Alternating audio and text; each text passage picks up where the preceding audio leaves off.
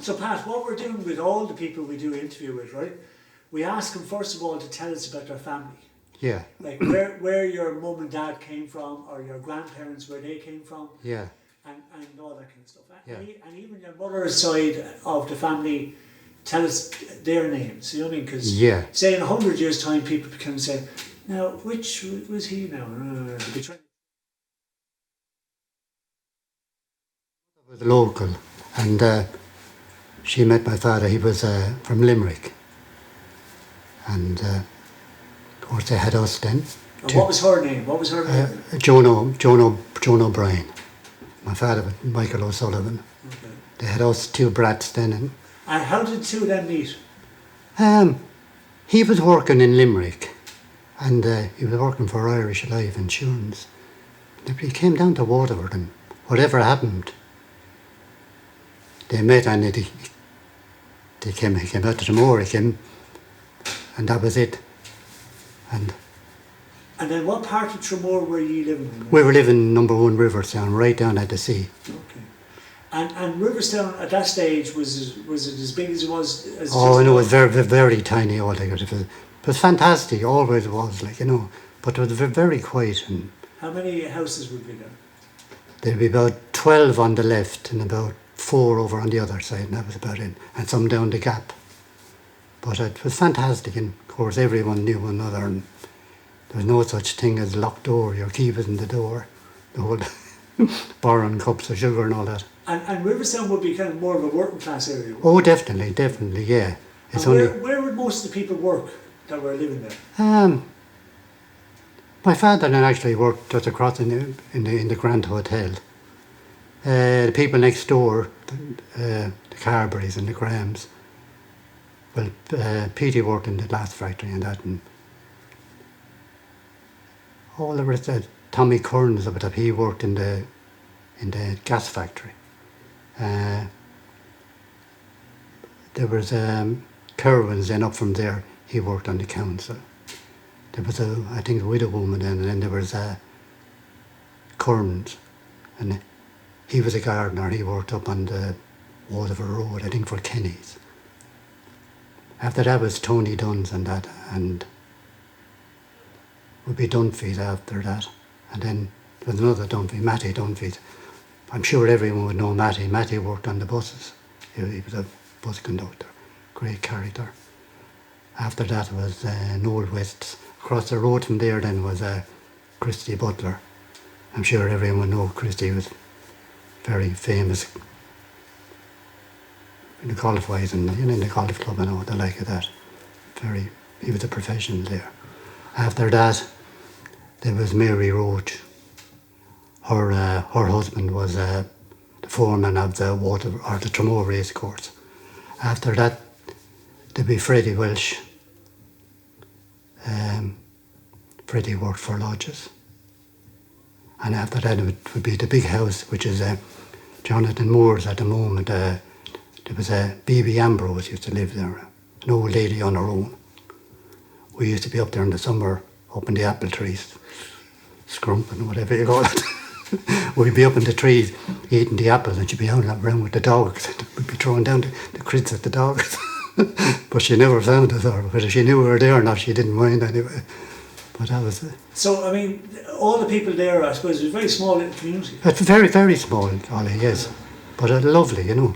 And then, I suppose, was there a good connection to the rest of the town, or was it kind of... Well, really, just at the weekends then, you know, my mother and all, they go up shopping, that was it. They'd congregate and have a chat and meet so many people, you know.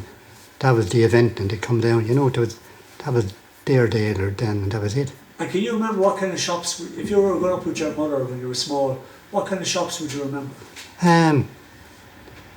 There was Stewart's, I think it was Willie Stewart's. Going back a long time, they used to have the old rabbits out and hanging on the door and the like of that, you know. Very old, very oldie world, and very...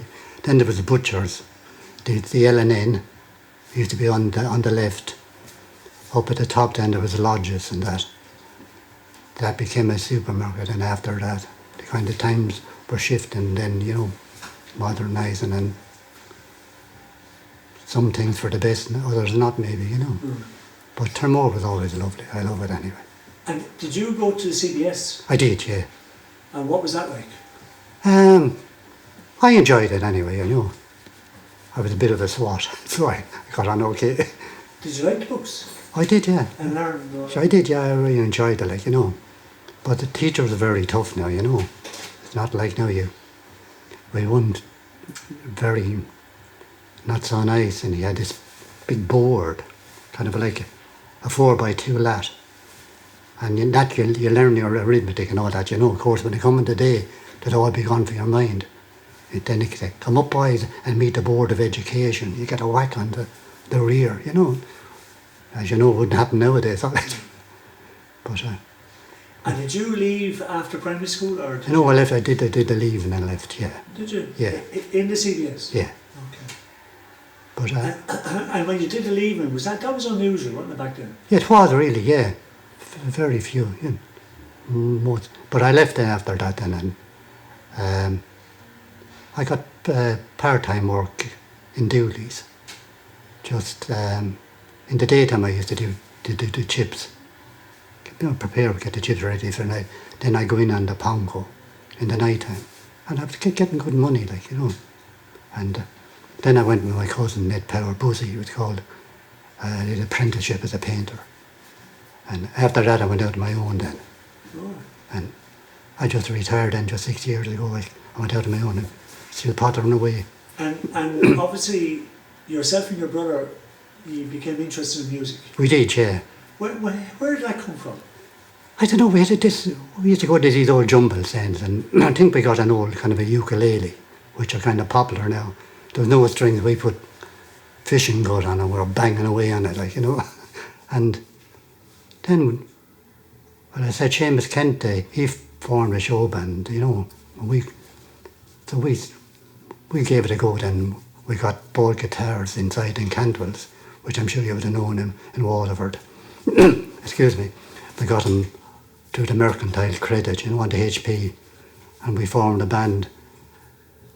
My brother John, Dave Kent on drums, Michael Kent on rhythm and guitar, and myself. And so we pottering away and enjoying ourselves. But even to go back further, when you were kids, would you have gone down around the ballrooms to have a look at what was going on? Oh yeah, we used to be up in the windows. There was iron bars on the windows, and we'd be looking in, listening to the show bands. Even though they weren't our scene, we liked kind of rock and pop music. But and can you remember any of the show bands you saw? Oh, every one of them. The Cadets, they were the big draw there. Naturally, Brendan Boyer, Dickie Rock and all those. Every one of the big names, you know, the Dixies.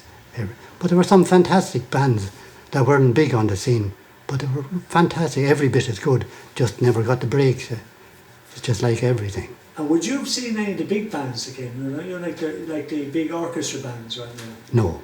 Okay. Which there were some, we saw acts like Roy Orbison, Chubby Checker, you know, they were playing there. The like of those, you know, that was a big deal then. Now, also later on, then some big rock names came here, didn't they? Oh, they did, yeah. Now, you at that stage were you a young man, or what? Oh, I was, yeah. Okay. So, tell us some of those, because I remember one particular weekend there was some really big names came here. Yeah. Can you tell us about that?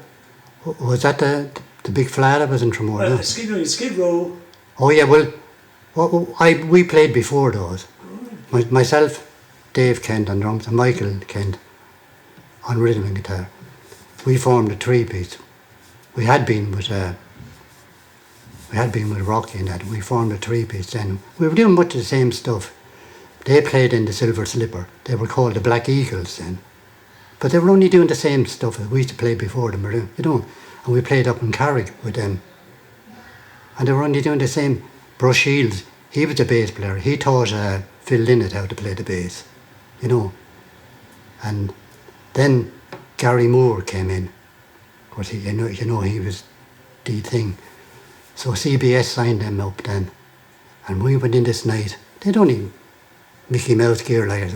We came in this night. Saturday night we play up in Carrick. And the backstage was full of all this W.M. Watkins gear. The whole bank. And the sound nearly blew our chests out, you know. when Gary Moore, they took off then. And Eric Bell was playing with him before that, but they made it big then. They formed Tin Lizzy, then they broke really big, started writing their own stuff and all that. I mean, Phil Lynn was a character, wasn't he? He was fantastic, and Brush Shields was fantastic. Brush was a gentleman. But he used to up in the, I think it was the Forest, the Hall it was called, I'm not sure. It was up in Carrick.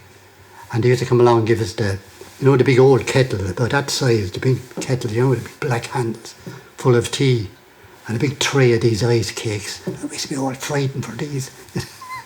and like, did Rory Gallagher play in Tramore? He did, down in the Silver Slipper, which I have in a photograph there. He played there. But we were quite big ourselves then, because we started up. We were the first rock band in Tramore. What was your name, the band? We were called The Life. That's all we did. The Life. We did all heavies of really good music. Like Eric Clapton, like Jimi Hendrix, all that kind of. Actually, to get in, they broke down the back doors to get into here. Sorry about that. But it was a great time, because we were the first heavy kind of rock band from Tramore. I don't mean to be presumptuous now, but it was fun. And obviously, but he played down there. And you could get gigs here as well. Oh, we did, yeah. But yes, the Dolphin was going great, with the place. So Paddy Mylan, his sons, Paddy Jr. and Timmy Mylan, they bought the place, and we went to them, and they sponsored us, gave us a loan of the money, and we played there for the summer season. I went up to Dublin and bought all the gear on my own. I went out to play that, I know where it was. I got a taxi out and came back on the train with it. And all the boys had nearly died when they saw all this gear, The brother, I bought a Marshall amp, and we played the summer in the Dolphin. It was unbelievable. All the dubs, they were fantastic. They used to be queued about 50 deep up the road. And they were lovely, And where was the Dolphin in Tramore? The Dolphin is Murph's pub now. Oh, okay. But the Black Garden, we were playing away, and used to take off our shoes and stockings and wash our feet with pints of Guinness. While you were playing? While we were playing, yeah. it was absolutely fantastic, But so we paid Paddy Mylan back the money then that he loaned us. Then we went to Joe Shea's. They gave us every Saturday night a residency. This was before Simon, because Simon couldn't get in at the time. We used to pack the place, and it was fantastic scene, absolutely brilliant. But we kind of broke up after that, but eventually I got back then again with Rocky Mills. I played nearly all my life with Rocky and that. And Rocky was a great frontman, wasn't he? Oh, fantastic! Mm-hmm. That's what we were going well, but we realised that you need a frontman, someone that could carry the show, And where did you learn? Would you teach yourselves the tunes? I taught myself, but I was very dedicated, if you don't mind me saying so.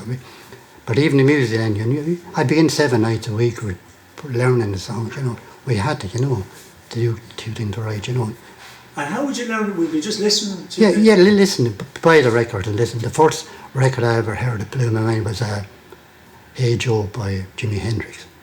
To me that was the ultimate sound, because there was never anything like that. So I thought Jimi Hendrix was the bee's knees, and I think everybody else does to this day, Still a good track. They still realise what he was doing, But it was fantastic.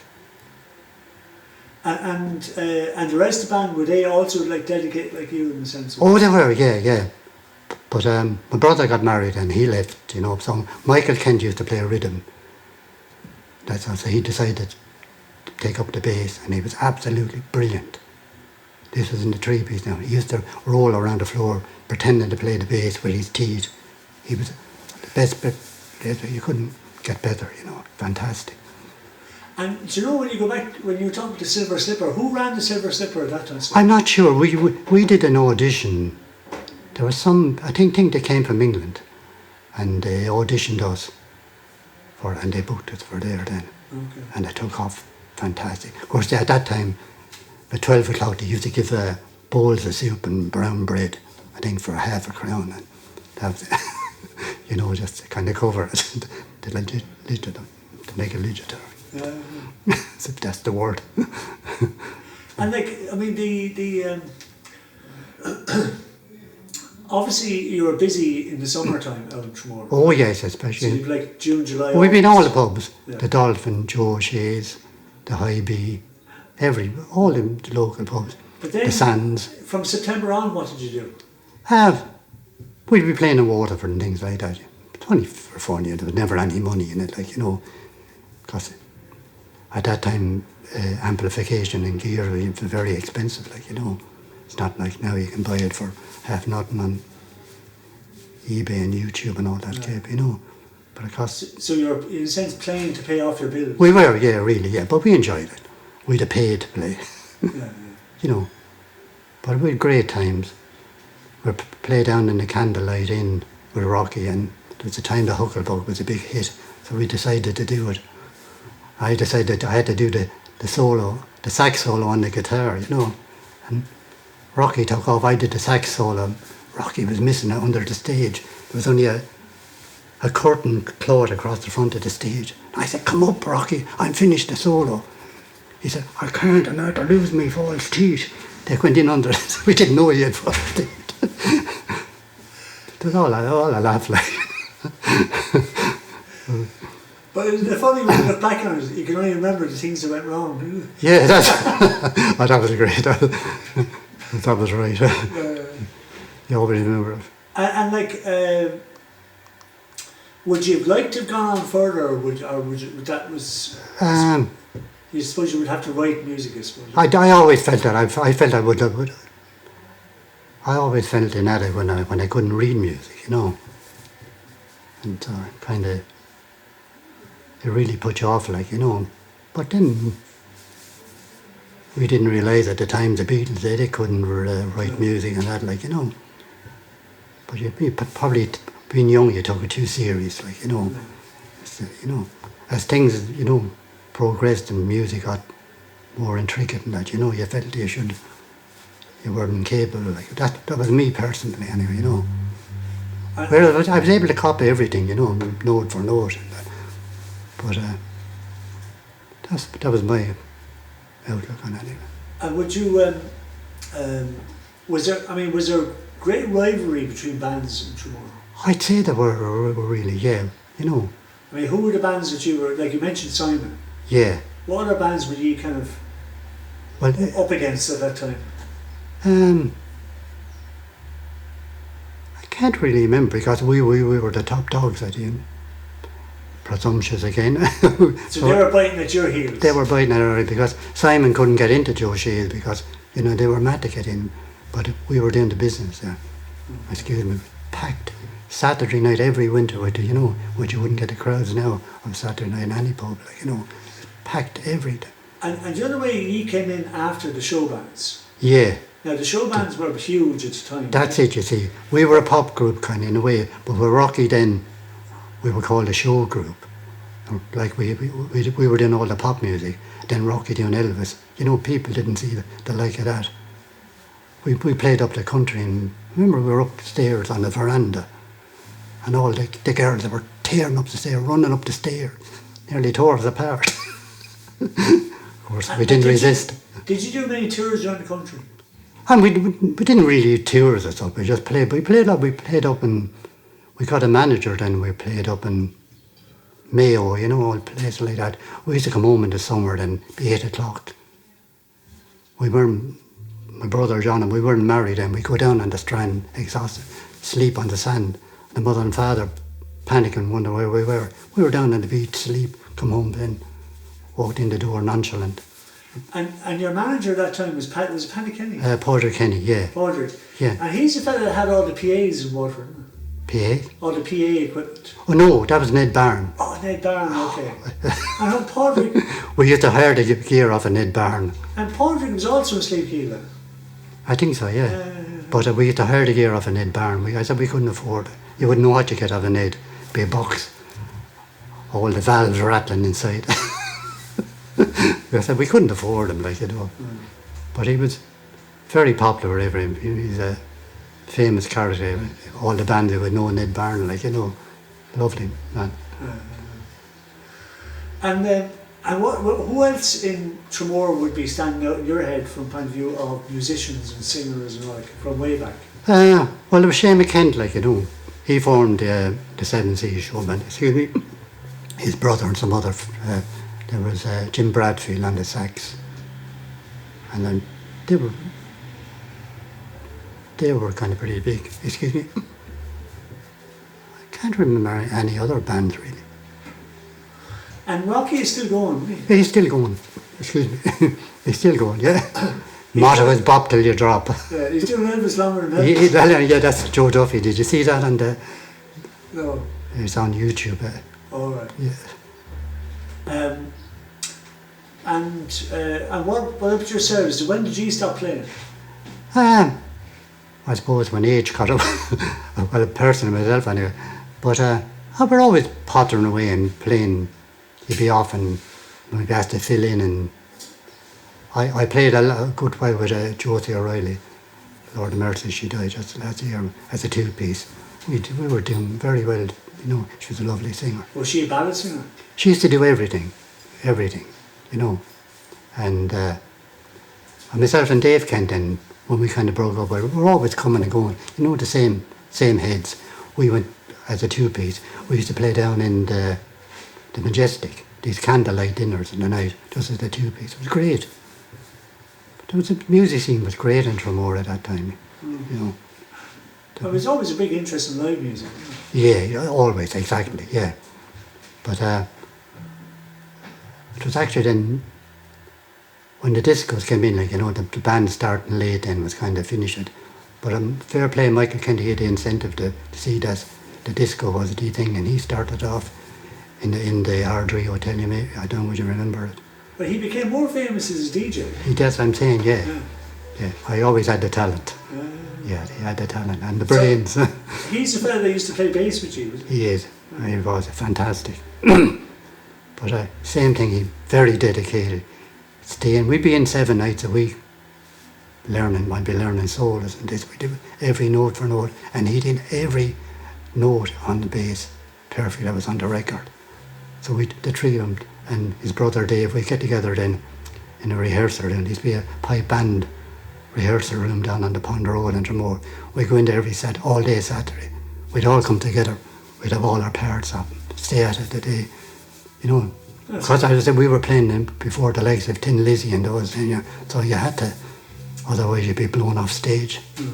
Actually, one time we were playing them, it was in this, I think the Savoy, inside in town. But we'd practically the same sound. We started off, and one of the roadies came out and turned down my amp, a load of crap, you know. I lost my head, you know. Just to make sure you weren't as good. Yeah, no, we weren't as good, but I had as good a sound, like, you know, things like that, you know, it come stick in your memory. It's terrible. The stupid really, but that was always it. Same, some of the Chopins were great to play with. They give you the best of sound. Others wouldn't. They turn down the mic. You could have a rubbish sound. Of course, they had nothing to fear. We'd be only 2 or 3 piece bands, you know, but they just wanted to make sure their standard was 100% to yours. But some of them were fantastic. Lord of Mercy had the Big Tom. We played before him. I was in another band with Seamus McElhenney and Twilight. We played before that. Everything was the same as they do. Sound perfect, you know. Others wouldn't be so nice. No, others would go. Some would give it the best. Others would give it the worst. That's the way it was, you know. Pettiness. So I suppose. And what about getting paid? Was it easy to get paid? Well, there was always haggling, you know. So they'd agree a price up front. Agree, yeah. And then after the gig. Oh yeah, sure, I have this and I have that, but other time the place could be packed to the hilt. They'd never say, here's a few bob extra. They would say, oh, it wasn't so good tonight, and I have this. You know this. They'd always have to pour them out. They always had to pour them out. But there was a great place, and we used to play in Clonmel. I think it was Brendan's bar. He was a gentleman. The crowd was good. Be up with the trays of drink, give you extra tonight. We used to go down a bomb up there because we felt the, the rapper from the crowd. Rocky got up on the table singing, we all got up on the table, all the crowd, and it was absolutely fantastic. We used to go down a bomb there, like, it was brilliant, But as you said, some now did haggle. But that was it. And who did all that haggling for you then? Did you have I suppose whoever had the most drink in him. And was that another side of the coin too, that the difficulty being in a band and then being around drink all the time? Oh yeah. I mean, you'd end up drinking an awful lot, wouldn't you? Oh, you could, yeah. We did. Often we you stay back late and really you drink what you got paid. You drink. I know it. I should be ashamed to say it, but it just fell into it. You'd be meeting people after talking but. Because they used to often say that too about trad musicians, that it's one of the big dangers. It is, yeah. Because I remember even we were playing one night and I haven't to do it, but Don and Lunny was there, like, they were playing, the same thing, you'd be in drinking afterwards and that. But it's a pitfall, all right, Oh, definitely. Of course, at the time, it's great, you're having the time of your life, you don't see any danger, but we're all pioneers now. No, survivors. Survivors, yeah, that's it. Okay, Pat, can we get you to talk about these photographs? Yeah. Now, Keith, do you want to come over Pat's shoulder or something? Or will I get Pat here? I think Pat sits there and I go over Pat's Yeah. shoulder. So Pat, if you come over and sit here. And then